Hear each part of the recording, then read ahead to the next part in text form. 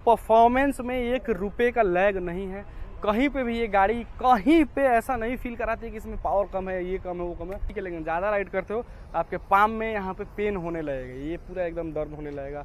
6 महीने में आप किसी गाड़ी को 11,000 चला दोगे, 11,500, तो उसका कुशन जो है दब के इतना नीचे होगा। मेरा कि चेन का जो नॉइज़ है वो मैं कुछ भी कर लूँ, कितना भी टाइट करवा लूँ, कितना भी ल्यूब कर लूँ, इसका चेन का नॉइज़ जो है खटखट खटखट खटखट खटखट आने ही लगता है। यहाँ पे ये नंबर प्लेट बजता है, तो इसके लिए मैंने क्या किया था, यहाँ पे डीवल टेप चिपकाया हुआ था ताकि जो नंबर प्लेट और ये लाइट के बीच में जो गैप है वो भर जाए।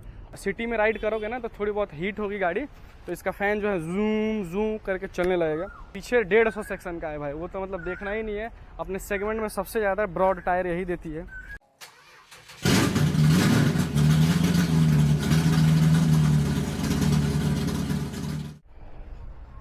जय श्री राम, जय महाकाल।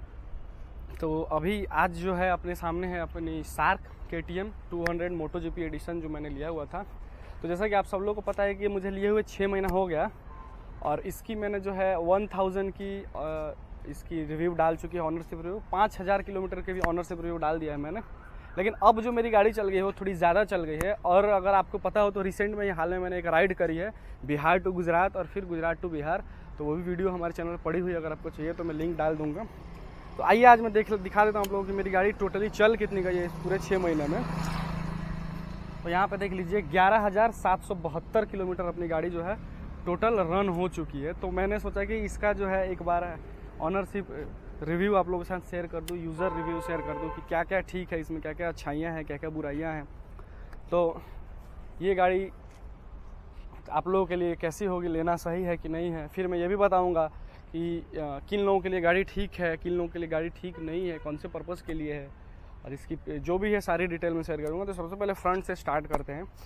तो फ्रंट के इसका डिज़ाइन जो है बहुत ही प्यारा है, कुछ लोगों को ठीक लगता है, कुछ लोगों को बुरा भी लगता है। बट इसके जो लाइट का परफॉर्मेंस है, जो विजिबिलिटी है वो 1 नंबर है, एकदम तगड़ा रहा है। मुझे उससे कोई शिकायत या कोई भी दिक्कत नहीं आया है।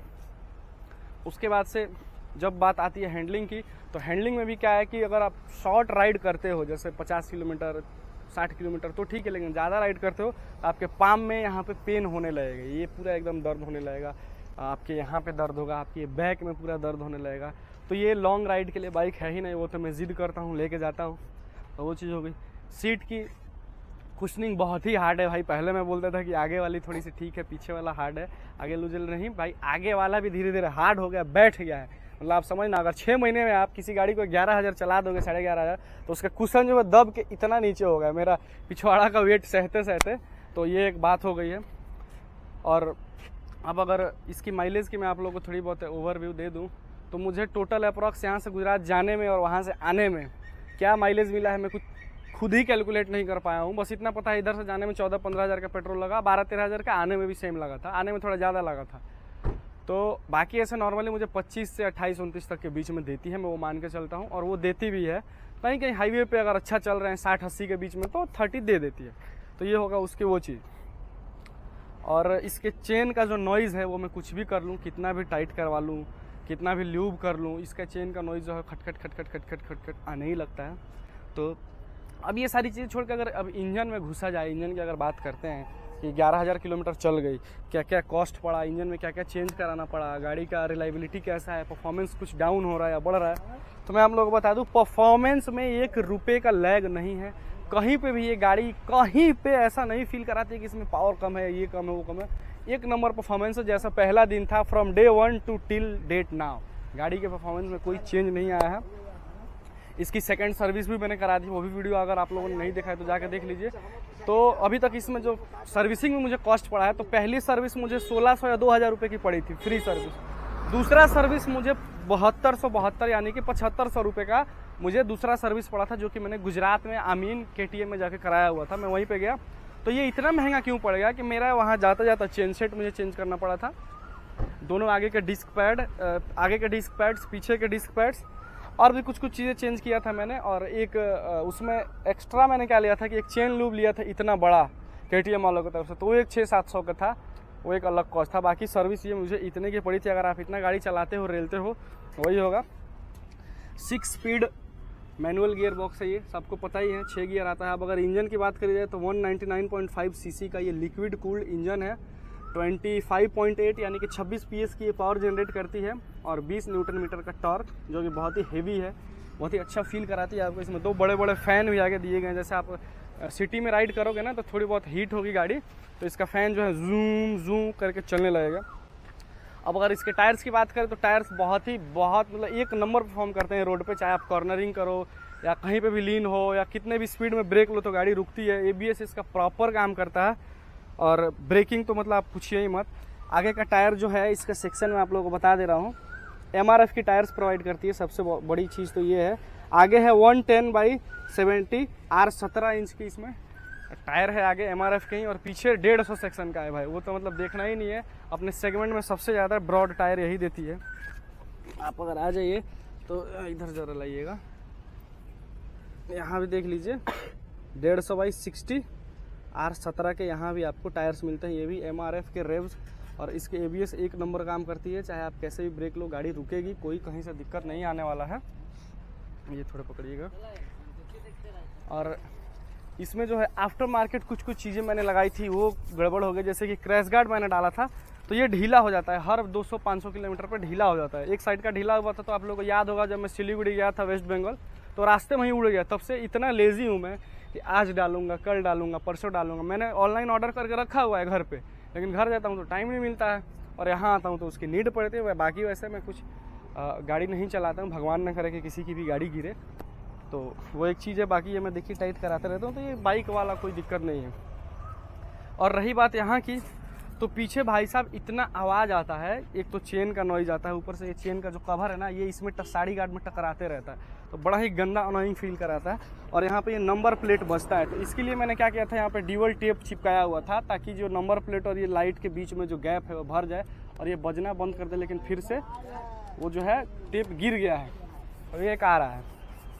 अब अगर सस्पेंशन की बात करते हैं तो आगे USD सस्पेंशन इसमें है और पीछे मोनोशॉक है, और ये 10 स्टेप प्री एडजस्टेबल ये सस्पेंशन आते हैं। इसको 10 स्टेप में आप इसको ऊपर नीचे कर सकते हो, बट मैं उसमें छेड़छाड़ करता नहीं हूँ। इसमें कोई छेड़छाड़ नहीं करता हूँ कि जो कंपनी से है बाय डिफ़ॉल्ट उसमें क्या ही छेड़छाड़ करना है, तो वो एक चीज़ है।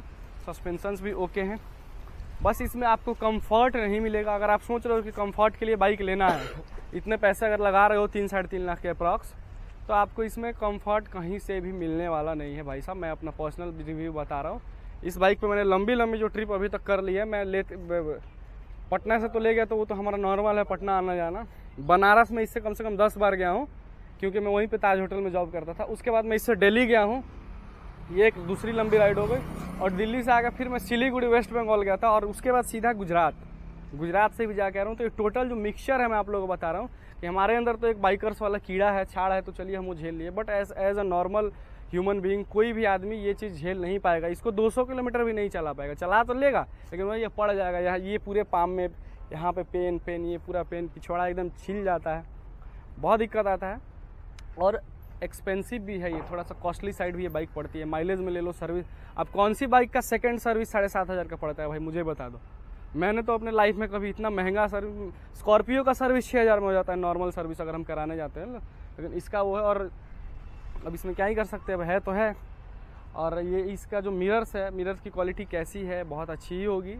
मैं खोल के चलाता ही नहीं हूँ, पता नहीं क्यों, मुझे वो बहुत गंदा लगता है, क्योंकि लीन मर करने में, कट वट लगाने में बहुत दिक्कत आता है, ट्रैफिक में भी बहुत दिक्कत होता है। तो मैं इसके मिरर्स कभी ओपन करता ही नहीं, हमेशा फोल्ड करके ही रखता हूँ।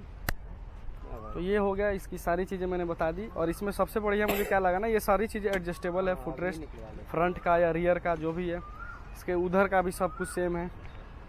कूलेंट दूसरे सर्विस पे मुझे टॉपअप कराना पड़ा था, उसके कुछ पैसे उन्होंने लिए थे थोड़े बहुत, बाकी मुझे नहीं लगता है कि कुछ अलग से इसमें कराना पड़ा है। इंजन एकदम A1 है, ओके है, परफॉर्मेंस भी बढ़िया है।